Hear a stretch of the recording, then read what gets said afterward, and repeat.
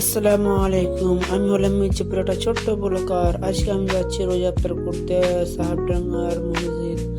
যেতে যেতে আমাদের ফলোয়ার সঙ্গে দেখা হলো, তাই আমার সঙ্গে একটু ঘোরাঘুরি করলাম। সেহেতু আমি চলে এলাম মসজিদে।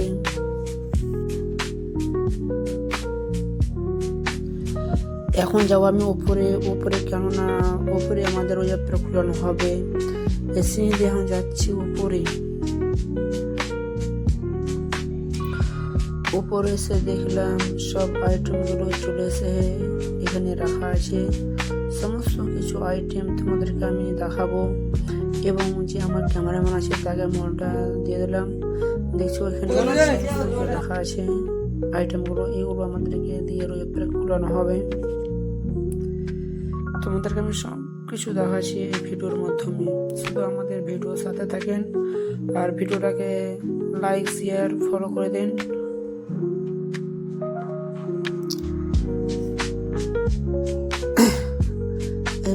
ইফতার করেছে কত না ভালো লাগলো দেখছো। আর আমাদের গ্রামের কত বাচ্চা বাচ্চা ছেলেগুলো রোজা রেখেছে, সেটাই তোমাদেরকে এই ভিডিওর মাধ্যমে দেখাবো।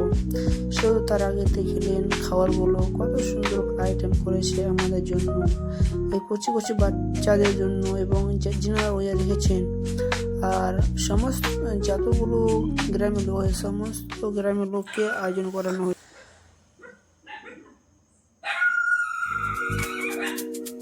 ফাইনালি চলে এলাম। আর এখনো অনেকগুলো কাম বাকি আছে, তাই জন্য এই পাতাগুলো বিছানো হচ্ছে। পাতাগুলো ছোট ছোট বাচ্চারা রোজা নিয়েছে। আর তোমাদের সবাইকে আমি বলবো, তোমরা রোজা করে তোমরা রোজা করতে এসো আমাদের মসজিদ সাহেবডাঙ্গায়। তারপর দিয়ে এলাম খাজুর কামা। খাজুর হলো মেন খাওয়ার। পানি তো পানি বাচ্চা যে খাজুর আরো সবাই আপনার কামে ব্যস্ত আছে, দেখতে পাচ্ছেন।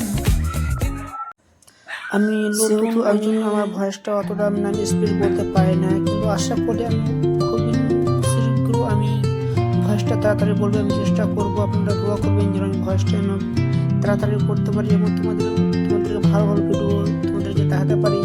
কেননা আমি নতুন চ্যানেল খুললাম, তো ওই জন্য একটু আমি কয়েকদিন হলো আমি পেজটা খুললাম। তো তোমরা দোয়া করবেন যেন আমি ভালোভাবে কথা ভালো ভয়েসটা বের করতে পারি।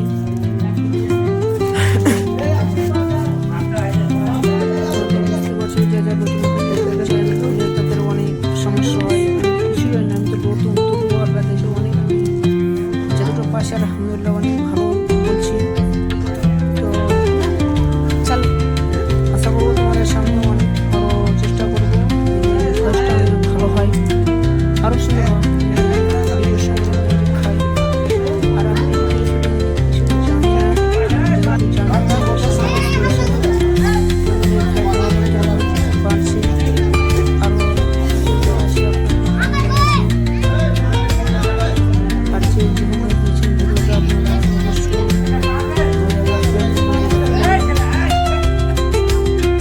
আপনারা দেখতে পাচ্ছেন আমাদের গ্রামের বাচ্চাগুলো কত ছোট ছোট বাচ্চা রোজা পেয়েছে।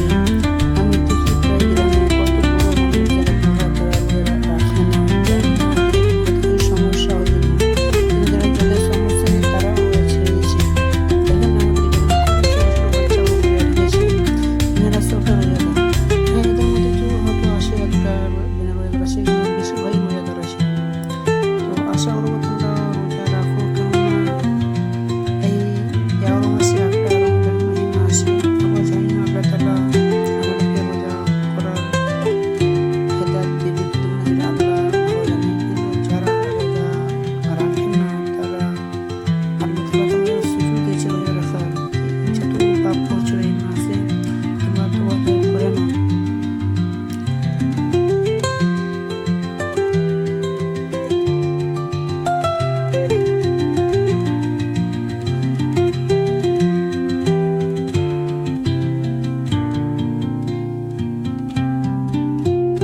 এটা হলো আমাদের সাহেবডাঙ্গা কবরস্থান।